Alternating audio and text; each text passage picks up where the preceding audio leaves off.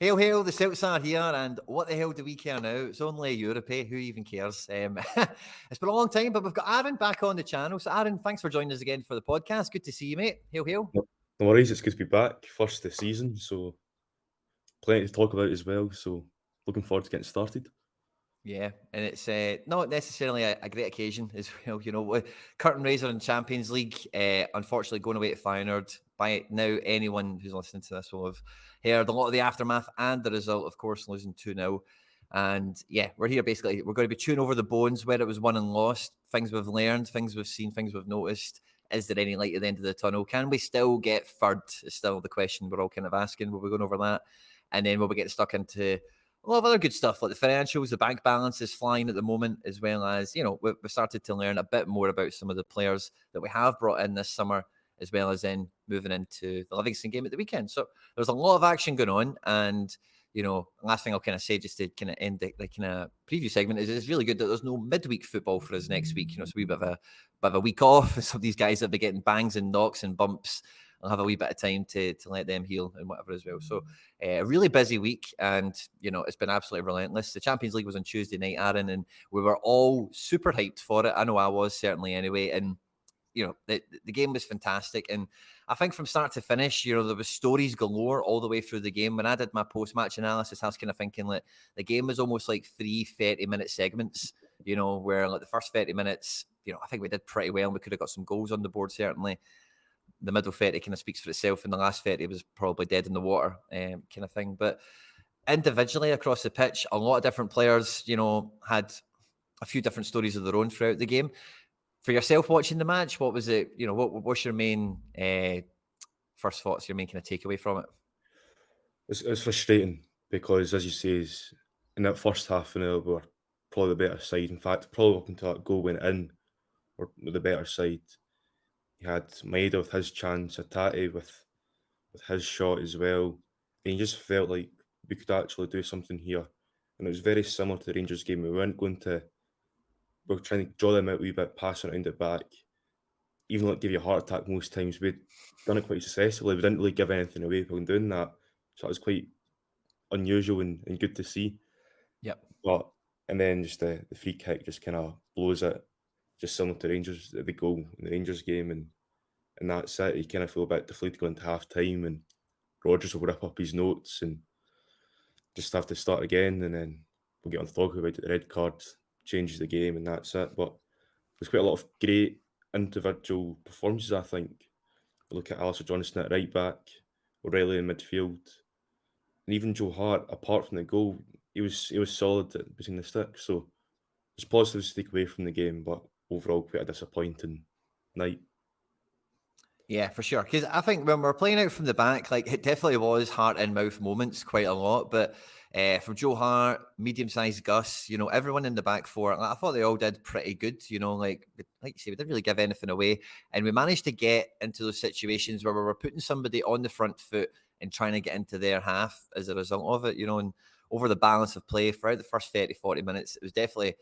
I would definitely say that the scales of the game were definitely in our favour at that point, and the free kick did feel like a sucker punch. It did really feel like it took the kind of wind out of our sails, and maybe a bit of the belief on pitch that we could get the victory on the night, So I do feel that it was overall very wholeheartedly disappointing, and I think Celtic fans around the world were all saying the same thing at full time, which was fucking typical Celtic, man. Like it's just had to be that way. 2 red cards in the end. Looks so good. Don't get anything for it, and then get punished and punished again.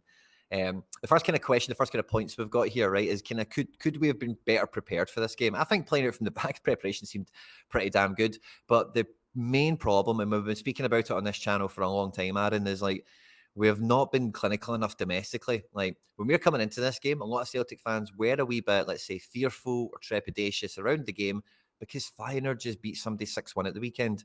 When was the last time we beat somebody 6-1? That's the kind of level you need to get to in terms of rhythms, goal scoring, and all that, cohesion kind of stuff that we've been speaking about tons. So that when you go into that situation, you get the chances that we got in the game. We made enough chances to win it, you would say on paper. But if domestically you're not putting 3, 4, 5 against, St Johnson's and Kilmarnocks and, whoever else we've played so far this season, then getting 2 or 3 against Feyenoord is, you're then maybe looking at getting 0 or 1. And we never got long enough on the pitch, I would say, with 11 guys to really switch the odds in our favour to maybe get the goal and actually change the way that the game went at any point. So I think we were kind of prepared well enough in terms of tactically, but we've been so blighted by injuries. And, that team that played tonight has probably never played all season, that starting 11. Yeah. It was Palmer's So first definitely, start. And yeah. throw him in. I mean, I thought that's what was going to happen anyway, especially when he looked quite sharp when he came on against Dundee at the weekend there.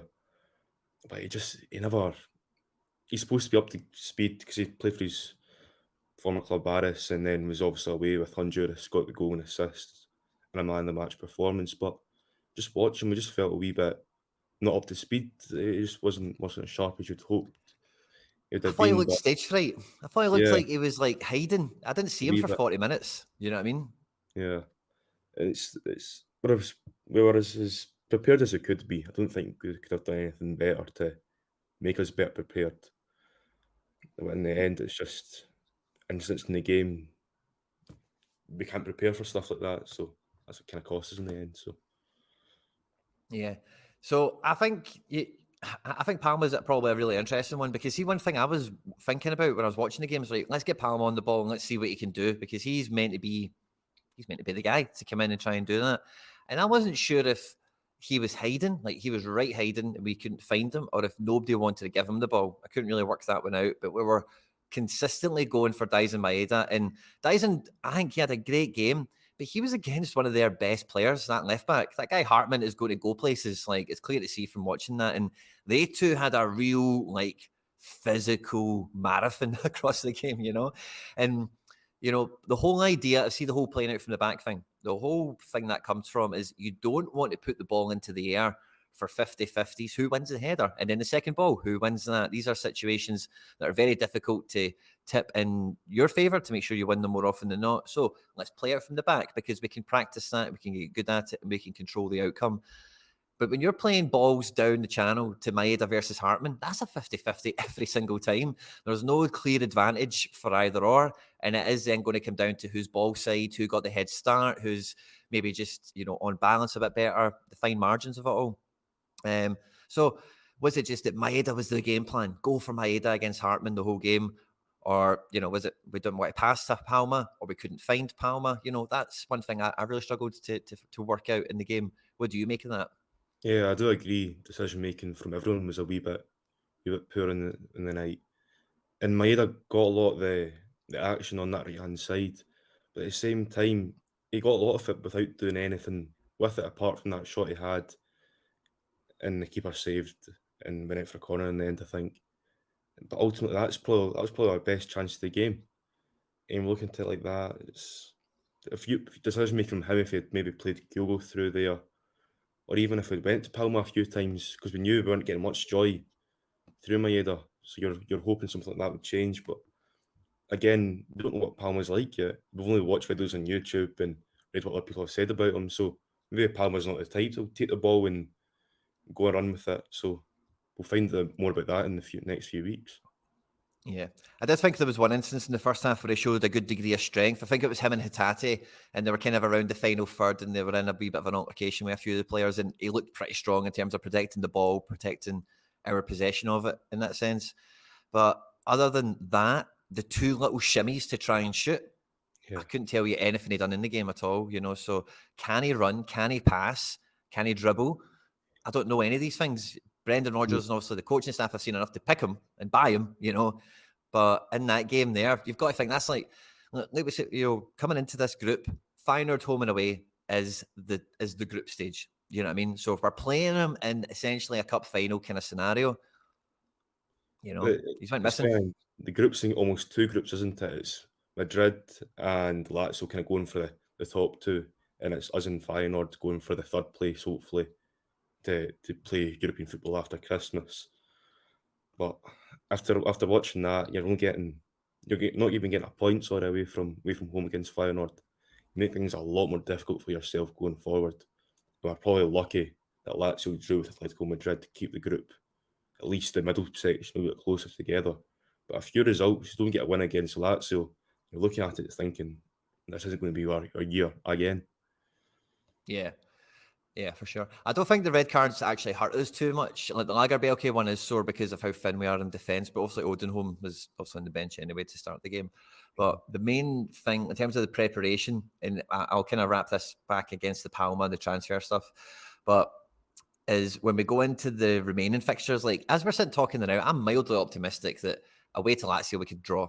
Atletico Madrid maybe could get a draw at home or something like that if you play your cards right, and maybe it's 2 weeks or something like that. I don't know. You can get maybe a wee bit of luck, but the thing that really stops me thinking that is something that's something that I can like get behind to feel optimistic about is how thin that as soon as Hatate comes off, the game changes as well. Because Odenholm isn't going to do the same job as him, certainly not to the same level. Paulo Bernardo as well. Again, equally, I feel really bad for him because when he came on, it was like 9 men, so you're never really going to get a good account of him for the most part. So I just think we're still kind of very surface layer level quality. CCV is reportedly going to be back in situ kind of soonish. Obviously, we're not going to see Navracci probably until like domestically anyway, much further down the road. Won't see him in Champions League at all. You've So talked yeah, about Bernardo there. He's been brought into this midfield. We've already got Tati O'Reilly starting. He's a forward, more forward than McGregor is. But then we've got Home on the bench as well. And who does Bernardo really come in to play backup to? Is he coming in for maybe the future because he's got an option to buy on? It's not very clear.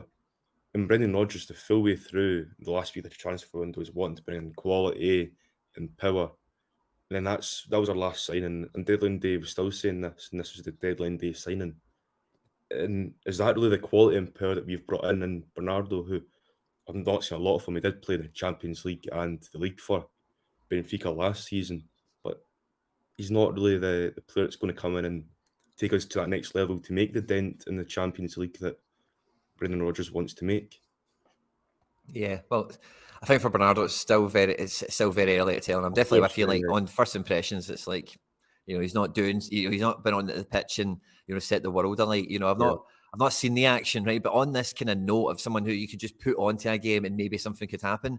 Haksabanovic started his first game for Stoke last night, and he was getting involved in the action as well. So he's so yeah. But we don't have a guy like that in our ranks anymore. I don't think when you look at the bench of somebody like maybe Yang, fair enough, but well, when Yang came on, you saw the difference he made. He was on the right hand side, and as he always does, he was wanting to get the ball and he's wanting to run with it, and he was wanting to cause trouble. He couldn't really do much of that, especially when 9 men on the pitch. But you see, that's what he's still trying to do, and a play like that, he was very poor against Dundee, but I think he's got to at least be in a starting team till Abada's out, I think, unless Palma does do anything to show that he should have that jersey. Yeah. Well, I don't know. I would like to see Palma. I don't know. Livingston away is a good game for Palma. We'll get to that later on in the show, of course. But I do firmly believe that Yang is like only a little bit away, and he could be very, very good for us. He's only missing a little bit, I think, in his development. And hopefully that'll come sooner rather than later. The next kind of main kind of thing we've got here is like Hatate not looking kind of his best and whatever. Then we were kind of talking before we came on, I kind of think like, he was decent for the first 10 or 15 minutes. It was really noticeable having him in the forward press versus like Turnbull, who Turnbull felt more like he was just going up to be like more of a playoff point. Kyogo would kind of drop in behind a wee bit more like off the ball. But Hatate was a much more nipping about amongst the ankles, and he was going between the defenders with Kyogo. He was encouraging other players along with him. And I thought he started the game at a very good level, but he's obviously not 90-minute capable, is he? Yeah. I mean, to even trust him to play that role and all the energy that takes when he's not going to be fully fit. He's not match sharp. It was quite surprising to see that. And you think when you've got Dyson and you've got Kyogo, you think one of them would take that role on. But also Brendan Rodgers wanted Tati to do that. And he did do well until maybe the 20-minute mark, and then he got a wee bit. He lost it a little bit, didn't he? He came a wee bit maybe lazy, maybe. Yeah. He had the ball a few times. In fact, I remember he lost the ball and tracked back, won it at the edge of the box, then lost again at the edge of the box. And doing that in a Champions League game should be unforgivable. You shouldn't be able to recover from that. So he's lucky he got away with that one there. But he just missed it, didn't he? He just kind of came off the boil. Yeah, he definitely had his pocket picked on a couple of occasions from the guys like Kertrida and Timber. These guys were just like very physically powerful, to use the buzzwords that are going around at the moment. Yeah. And it was a clear difference. Like if they wanted to be on the ball, they were going to be on the ball, and there wasn't going to be much we could do about it. We were very reliant on interceptions, 50-50 kind of duels when the ball's traveling or it's, kind of getting progressed around the pitch. That was the main way we were going to turn the ball over. And when Hatate kind of dropped off on that level, like we were never even going to get the ball that often that way anymore. So I think, Hatate is probably the only option. I think Odenholm can help you kind of do that stuff. And in that sense, he'll definitely be missing for his, while he's suspended. But I do hope Bernardo, whatever he's in to do, that's his time to do it, as the next match. And whether that be from the start or from the bench, because it is going to be an absolute squad effort. There's no two ways about that at this point. And then the next kind of one I've got here is who are we blaming for the free kick, Joe or the wall? Okay, now I would say kind of everyone is to blame, to be quite honest with you. Whoever is letting Kyogo be in, because again, you will designate your wall players like in training and stuff. If it's a 4-man wall, who are the names, who's marking? Because I know everyone's saying, oh, you put all the big guys in the wall, but you've also got to have defenders defending, tracking runners and parries from the keeper or short balls that are played. And, so anyway, so whoever's picking Kyogo to be in the wall at any stage of practice or in reality, whoever's allowed that to happen is probably culprit number one, because, striker, that's a guy. Yeah, anyway. So won't go into that too much, but I blame everyone, kind of. After the game, Brendan Rodgers had come out and said it was on the park. That decision was made. The players made that decision themselves, which I'm not sure why. Brendan Rodgers says they thought something else was going to happen from the free kick. But all day long could tell this guy was going to have a wee shot. And then even if Kyogo was in the wall, he should be blocking that. He jumps away from the ball. And Joe Hart, I don't know what Joe Hart's doing. He's a wee bit far over. He doesn't move his feet quick enough. And he gets his hand to it, but it's too late. It's already in the back of the net. And it's a disaster all round. A very, very poor goal to concede, especially in the highest level. If that school's going to concede, good as well just packing up and going home. There's no chance for you. Yeah. I think Joe Hart's very unlucky, because even when the wall is like assembled, he's in position in it. And I think he knows his distances. He knows what he can cover. And if that wall stays the way it is, the ground he covers is fine, but he's like also very vulnerable to the wall in that sense. And they had a couple of guys in front of the wall as well. They were definitely trying something cute or whatever.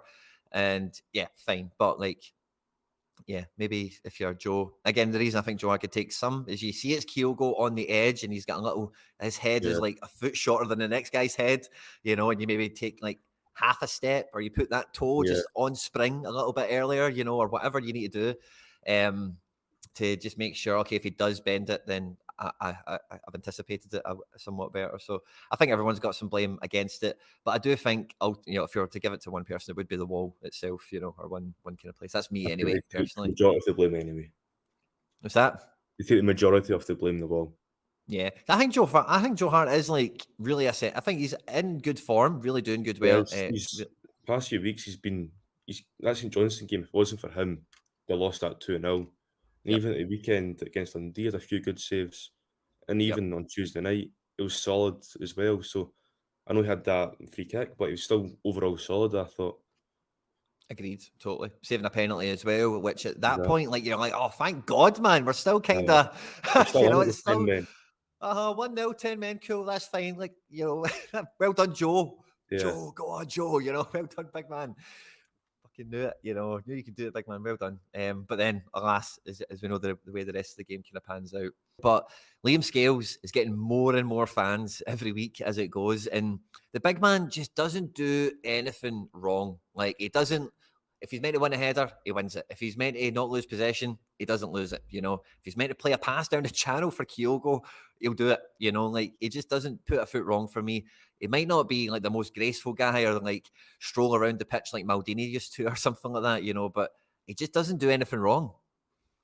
If he was brought in from a different team that wasn't in Ireland for 1, 2, 3 million, we'd all be raving about him, because it would be a good buy. And I'm probably in that category who looked down, it was 300 grand from League of Ireland and not too sure, doesn't play too well, would look limped away. um, and then he gets shipped off to Aberdeen, and he was supposed to be going back up to Aberdeen this season, and he's back in this team, and we're all like shaking our heads that there's not a chance we can go to the Champions League with Liam Scales at the back. And at Ibrox and away at Feyenoord, he's been one of the best players on the pitch. So we've got Yep. to hold our hands up and say fair play to you. And if he keeps doing this, when you got Carter Vickers back and you've got the Rocky and Welsh back, he's certainly going to be up the pecking order at least. And if he's playing like that, can you justify dropping him?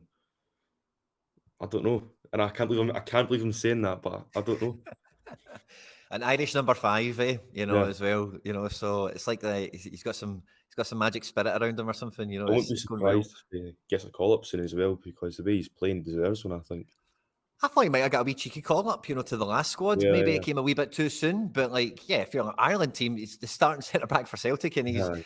not In the putting a foot Champions wrong. League. So yeah, totally, man. I think Scales is definitely becoming a bit of a fan hero, like that way that Ralston got for a little while. Yeah. If you remember that, and then obviously Taylor has had a good bit of love from the fans as well. But I definitely feel Scales is, he's earning his jersey, he's earning his number. And I think he's just taking it game by game, which is probably the best thing for a guy like. I think he's really taking everything individually as it's coming to him. He's just like, Mhm. just do this well, just give the ball to him, Yeah. move over here, tackle that guy, win that header, give the ball to Joe Hart, move over there, and Aye. He it's speaks well as well. He's humble in it as well. He speaks well, so that's always good to see as well. Quite enjoy when they do that. yeah, big time as well. You can tell he's a proper fan as well. Like he's just Yeah. mad in love with it. Like I just can't believe I'm playing for Celtic and Probably that his good stuff. childhood So dream, just growing up playing the Champions League, starting the Champions League for Celtic. exactly. So yeah, let's hope we get some better results in the group stage for Liam, Callum, and the rest of the lads as well. Of course. The next game we've got is Lazio. Now we kind of touched on it already, but we'll kind of attack it for a minute here, Aaron. But can we get anything against Lazio? 100%. We need to go for a win, and I think we can get a win. I mean, you look at their league form, they won against Napoli 2-1, but Napoli's not the team they were last season. They've lost the 3 other games against Lecce, Girona, and Juventus. So you're looking at that, you'd fancy Celtic to be looking at that and say, we can actually take the 3 points here. And see if we play the way we played the first half against Feyenoord, how we played against Rangers. There's no reason why we can't say no to share. And by the time we get to October as well, I know it's only a few weeks away, but we'll have guys like Palmer fully in the team. We might even have Yang in the team. I know Home won't be there, but we'll have a Tatty back to full fitness, hopefully. Hopefully have O'Reilly still at top of his game. We might have Cutter Vickers back. He's due early October. That might come too soon. It probably will come too soon. But we should hopefully have Nat Phillips back.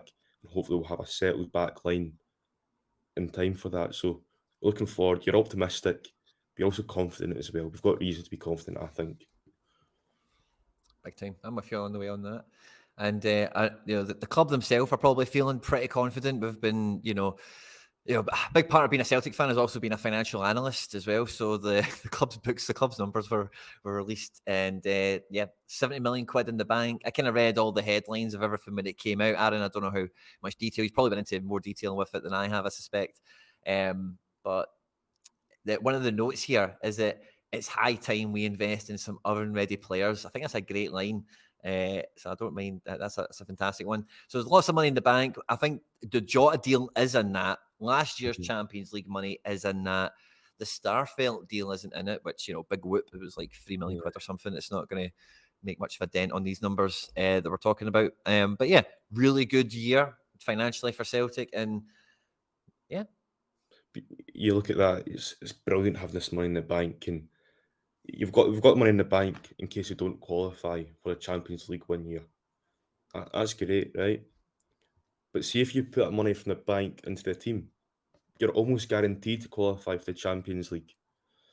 And as you says there, it is time to invest in oven-ready players. It's you look at the bench last night, as we said earlier. There's no player on that bench you can pull off and say he'll change the game, he'll make an impact, he'll get us a goal. I know yeah, we've got injuries at the back, and we've got a bad out who I think could replace Jota's numbers, not necessarily Jota, but his numbers. But you're still we're not about how much quality, how much depth we've got. When you look at it like that, we're very, very there's no very little quality. But Mickey Johnson on the bench in 2023, Yeah, you got Mickey Johnson on the bench. I know he's there for the quota, but still, that's because we've turned our noses up at players like Aaron Hickey and Lewis Ferguson and Doig. That we don't have any young Scottish players just because they played with Hibs, Aberdeen, Hearts. And I think it's about time we spent some of that money to prepare for stuff like that. We could go and get your Josh Doig or Aaron Hickey or Josh Ferguson before they went to Lewis Ferguson before they went to Italy, but it's too late now. yeah. Perhaps. I don't know if I go all the way with that, 'cause I'm not sure getting... I think Lewis Ferguson's good now because he's been playing in Italy. You Yeah, know, like, I think, that's allowed him to be... I don't know if he gets to the same level. Like, for example, I think if you swap Ferguson round with Turnbull, they're probably in the exact same positions equally, if you know what I mean. Like, if you put yeah, Turnbull in that Bologna team and Ferguson in the Celtic bench, they're probably, yeah, and if you get me, like, I think you need to be in that environment to reach those levels. And if we didn't, because we're not giving them that level, they're not playing Serie A football on our bench, or yeah, whatever. And another thing to put into context, I think, in terms of the squads, is like the Feyenoord front line was their second string. They were missing like three yeah, attackers. We knew that going into the game. They're playing their second choice goalkeeper. The rest of the team was pretty full strength and whatever. But imagine they had those players on the bench to bring on. mhm, It would have been a different contest altogether, because as much as I think a lot of our players that started on Tuesday would get into their team, I don't think anyone on our bench would necessarily even get onto their bench, yeah. and if that makes You look sense. at So, you compare the finances with each other. I know they go and spend upwards of 7 million euros, whatever, on players, and we're probably our average is what, 3, 4, something like that. yeah, But we pay higher wages. Their turnover was about 65, 75 million. Our turnover was over 100 million. You're looking at your revenue, sorry, but you're looking at it thinking if that's a team, they're going to go and make an impact. If it's not Champions League, it'll definitely be Europa League. yeah, And we've got very similar money, and yet we can't. We're sitting with the prospect of finishing bottom of the group again without a win again. The last win was against Anderlecht. Last home win, Ajax in 2013, maybe. It's something like that. It's very, very poor record. yeah. I think as well, in terms of the financials, I think the club will probably look at the Jota windfall quite favourably. There's been a lot of off-field investments happening to Barrowfield. I know there's definitely one site that's happening, maybe two. I don't know if I've just I think got them mixed up Lennox or if I'm Town's losing also track. getting something Yes, there done is to the two. bar. So Yes, yeah, so some stuff at Lennoxtown and Barrowfield. Yeah, I wasn't sure. And I think that's probably one of the best ways to like really spend club money that way, because we are losing players like Ben Doak and other guys over the last, like, say, 5 or 6 years. A lot of them haven't really amounted to much yet, right? But the main reason that you lose a guy like Ben Doak from Celtic to Liverpool, because Andrew's putting him in the team. He was getting into our team, right? yeah, So the main reason you lose a guy like that is because they take him to Melwood, and then you see the facilities there, and it's like state of the art, 6-star, $1 billion company training facilities where they're monitoring everything about you and optimizing everything to do with your development. And if you're a young kid, and you're thinking, hey, where do I become the best version of me? It's probably going to be in the state of the art laboratory, rather than the he, dog parks, and he just went to sign a new long-term contract with Liverpool as well Tuesday night, I think it was. So he's obviously doing well, and he's going to go into bigger and better things. the guys like that are exceptional. Like, you can tell he's, a prodigy. He is an exceptional talent, Yeah, right? But we see lots of clubs throughout Europe just get good players out of their academy, and we have a few of them. We don't have enough, and hopefully this kind of investment, like, I hope. I mean, I put a tweet out, I don't know if it's a joke or whatever, but like, I would like this to be like the Celtic La Masia, where it's like after a while, it's like, when you sign a kid from somewhere else, it's like, oh, they're going to that youth academy at Celtic, and oh, they'll come out a good player after being coached in there for a few years. That's the kind of the prestige, that's the kind of yeah, level you want it to get to, because we are the team that's known around the world for the Lisbon Lions. 11 guys that were born like 10 miles apart from each other that went against the world and won the European Cup. That's the thing that really that we're known for. yeah, You know what I mean? So we should have youth products all over the squad. And it's kind of criminal we don't in that yeah. respect, especially you think about our pals that we did the James Forrest testimonial with, Athletic Bilbao. They will not sign a player that don't live Yeah. in the postcode, basically, to keep it simple. But They're all from the Basque um, region, aren't they? Or something like that, isn't it? All from... so I welcome that investment. And if that investment is unfortunately to the detriment of a little bit of the transfer business, I think it's a tough pill to swallow. But hey, if we get more good players in time and we can retain the good players that are there now, you can keep a Doak. Next time it's easier to keep him because it's like, hey man, we've got state-of-the-art facilities too, and we'll play you now. You don't need to, when did he leave for Liverpool? Like 18 months ago. Yeah. So he could be playing for us for 18 months. And if you're still in good facilities at your local team, you know what I mean, then that's a great situation. You don't need to obviously we can't get to the Melwood kind of level in terms of infrastructure, but you need to get into the realm. You need to be able to say, hey, we've got good stuff here too, you know what I mean, and you'll be fine here. We're playing you now, so you're going to get ahead of the game anyway. That will beat the facilities. The best thing for his development probably is playing against, and that's why you could probably say, well, the B team's not been successful yet because there's no one that's came from the B team to the first team yet. You could say Vata, but he's not in the plans to the first team, and that's why he's wanting away. We're sending boys like Lawal to Fleetwood on loan. So the B team, as much as you want it there, you want it to be competing, and it's not reaping any awards yet. I know it's only been a few years, but something hopefully has to come from that. Yeah. Now, we're back to league action at the weekend, and we're away to the Tony Macaroni. We're away to Livingston, which is one of the away games that, hey, it's always a game that you always see on the calendar, and you're like, oh, here we go. It's going to be one of those ones, maybe. But I think the team, I want to see a resolute team. I want to see them show up. I want to see a strong 11. I don't want to see much rotation, and I want to see us go there, put a show on, get a good result, and, keep the momentum going that we do have domestically. Yeah. I don't know. I mean, I want to seem confident going into it, but I can't say I'm coming back from a European defeat. We've drawn at home to St John's and we've lost away to Kilmarnock on a plastic pitch. Rodgers doesn't have a great. His form wasn't great when we played Livingston when his first team was up. He's got better in recent years, but I'm just a little bit, sceptical, a wee bit worried about this game, and they're going to sit back, 11 men behind the ball and defend and try and hit us in the break, like every team does. And we've not seen that Rodgers yet since he's been back. Say, right, you just do that and we'll break you down easily. On Saturday there, we've got 3 goals, but we're not going to get those other 2 if we never got that first goal which came from a penalty. And I've not got that feeling that, yeah, if we're going to kick on in here, we're going to score 5 goals today. It's hope we get the first goal sort of thing. When it comes to Livy, you need the first goal, we need the second goal because they're just going to sit back and you need a few goals just to, I suppose, relax a bit. I'm quite confident if we do, we will get all the possession, like you're saying there. So I don't know. I'm quite confident with the amount of possession we have, the amount of guy like Palma needs to do something in the game. Kyogo is itching to score a goal because he's not been played through for about a week. You know what I mean? Since the last weekend. You know what I mean? He's not had a shot on goal for so long. He'll be dying to score again. And then the other guys like Hatate, hopefully his minutes will go up. So we've seen him get about 60.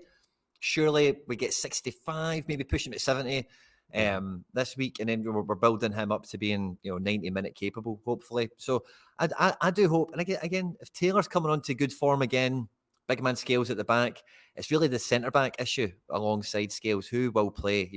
Lagerby, okay, any reason to drop him? I'm not so sure. He is fit and available. And then do you That's maybe why I'd play him. I would play him to save Nat Phillips because he's obviously got that ankle injury just now.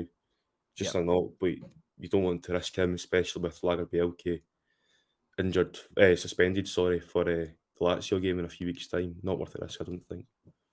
One thing I would throw at you, right, is would you maybe play Tomoki Iwata, given, number one, the fact that Livingston will give you all the possession and he can basically just walk into midfield, and potentially you might need to play him centre-back in the Champions League next week or the week after, depending on Phillips' injury recovery, I would. I think just before he came on, we were sitting talking about how tidy he looked when he came on, and he came on with 9 men and was very comfortable and looked the part. And I've always liked Iwata, and it's annoyed me that Rodgers hasn't given him a single minute until Tuesday night there. So if he does do that, I'll be very happy to see that, because I do think it also gives you that tactical flexibility as well. You can go ahead of Scales if Scales is trusted enough. to do that and step into midfield and give us an extra man there, along with Greg Taylor coming in. So it's definitely an option, but Rodgers just doesn't fancy him. It's clear as day. Yeah, it does seem that way for sure. So, yeah, I don't know. I think Lagerbielke, it's a funny one because it's really, if he doesn't play, I would take it more as a tactical, preparational kind of decision than Yeah. anything, because I don't think he played bad at Feyenoord. I think he played, mistakes aside, okay in the derby. You know what I mean? So he's looking the part in spells, and he's just developing, unfortunately. And again, that kind of comes back to some of the stuff we spoke about previously. Is like the guys we've been signing, Lagerbielke, Home, Palma, most notably, are not Champions League players, you know, like previously, or even like, oh, they're kind of ready to go, and we'll be the stage to show that, you know. And we kind of suffered, I think, by not having one guy that was like up Yeah. for it, you know, that was like, I'm a Champions League player and I'm at Celtic now and I'm here to show it. We didn't have anyone like that, you know. No. But you can say it's going to take a few years because they are projects, and this is the way Celtic have operated under Ange. And then last summer, we didn't really bring any successful player in, and it feels like now we're back to square one. We're starting again. We're having to get the project players in to get them ready for Champions League in a few years' time. You look at last year, the Champions League, that kind of felt like we're getting experience into the boys. So next year, with Ange, we can go for this. We can give it a good shot. And then it got to summer, Ange left, Jota left, Starfield left. Then that's only a few players in the manager, and you're still looking at a squad, and it's why are we giving all these guys their first Champions League game, their debut in the Champions League? It just shows you that a club like Celtic are always going to be in this transition. It's constant circles back to square one, start again. Yeah. There's definitely not been any. Yeah, we've not made any like oven. I'll use that phrase again. So I quite like it. Oven ready guys really come in, which is unfortunate. But yeah, I hope that we get a good result against Livy, and I think we could do pretty well. A few other things that are kind of popping up and around. The team, right? The team for the Livy game. You know, what would we stick with for centre back? Would you go Lagerbielke or would you go with Iwata? I would I'll maybe go think. for Wata, but I think Rodgers would go with Lagerbielke. Think so. Yeah, I'd probably agree I with wouldn't see you. Rodgers trying too much. Although I would definitely have went with Iwata. I'd have went with him ahead of Scales a few weeks ago. Yeah. But that's the reason Rodgers is the manager and I'm not. So, and Well I think said, mate. I feel like saying the same a lot. I think we'll just see the same sort of team. I do think Palmer will probably start again. I do think Maeda will start again. And also Kyogo will start. Well, in games like this, you wonder if you can maybe put two up top with O who can get the ball, get it to feet, and kind of hold up. You can play along, gives you that option to put it into the box. And that's maybe looking back to Tuesday as well with Nicky Morton. He done that well, but he's not given enough time to do that well. So to do that, No. almost. Yeah. So I think O is maybe one of the ones I would see come in as well. Like just because see Kyogo with the wall. There was a wee part of me that was thinking he was worried about his shoulder getting smashed by the Yeah, wall. yeah, I don't know if and it's the same one or Livingston are not. a very physical team as well. So You know, so exactly. Did they maybe give Kyogo's arm a wee call? yeah, I don't know if that's the same arm or not. I can't remember, but it was one of my first instincts when I seen it. It's like he's hiding his arm there, you know. So yeah, maybe give O the battering ram job, give Kyogo the 30 minutes at the end to clean up. I could see that happening for sure. And I could see maybe Dyson get a bit of a break. You know, he's been played quite a lot, you know, minutes wise as well. He's featured in every game, but he's been one of the last subbed, if subbed at all. So and then maybe he if you gets. bring Yang in as well, he gives the option just to run at players and go by them. And the thing I always say that I like about Yang is he could get the ball taken right off him. But see, next time he got the ball, he'll keep going and he'll keep going and keep going. He'll never stop, like Andrew Yeah. wanted. But that's why I like Yang. I think he's like you say, he's just a wee bit away from being a very good player for Celtic. Yeah, I'm with you on this. I could see him getting his minutes again as well because, yeah, everything we've said basically, it could be for Maeda, could be for Palma. I think the forward line's probably the area where it is right up in the air. And Yeah, there's maybe the potential for somebody like a Bernardo curveball to come in as well. maybe. I'm not too sure, but Then I yeah, think, Riley, who's been phenomenal so far this season, has probably been our most not our best, not our best creative spot, but he's definitely been the man in the middle of the pitch. yeah. And I think he's played like every minute as well, basically, you know, not far I'm not off. So, sure. Yeah, it could be something like that going on. But I think it'll be a really strong team. I don't think Rodgers will take Livingston away lightly. And I think the main thing will be get the points on the board, get some goals in the net, and then we've got a week to reset and then go at the next phase of the group stage, as it were. So, yeah, I'm with you on that. The last kind of little talking point here we've got to finish the podcast is I've not got into the weeds about it, but apparently Jota is close to getting paid off. I think from Saudi Arabia, they're in discussions of cancelling his contract. So he's considering it, at least because he's out of the squad. So he wants his full contract paid up front. He's kind of considering wait until January and see what happens in January if he's re-involved in the squad sort of thing, or if he's going to just walk away. If he gets 30 million probably, money will be on auction. So Brendan Rodgers better get on that phone and get the man back. Get Jota. Get him in. Get him back, man. Oh, it was so good. Imagine we got him back. I don't know even why I'm talking about it, because it will never happen. We're just setting ourselves up just to like get heartbroken when it goes to Spurs or Atlanta or whatever. Yeah, well, it'll be something not as fun, won't it? For sure. Well, listen, anyone that's going to go to the Tony Macaroni, have a good time, travel safe. Aaron, it's been an absolute pleasure having you back on the podcast, mate. Cheers. You going to the game yourself? No, I've got a wedding, so I'm not making it. So don't know if I'm gutted about not making it or not, though. I'll let you know on Saturday if I was gutted I wasn't there. Aye, that's it, man, for sure. Well, good luck to everyone. Hail, travel safe, and we'll catch you on the next one.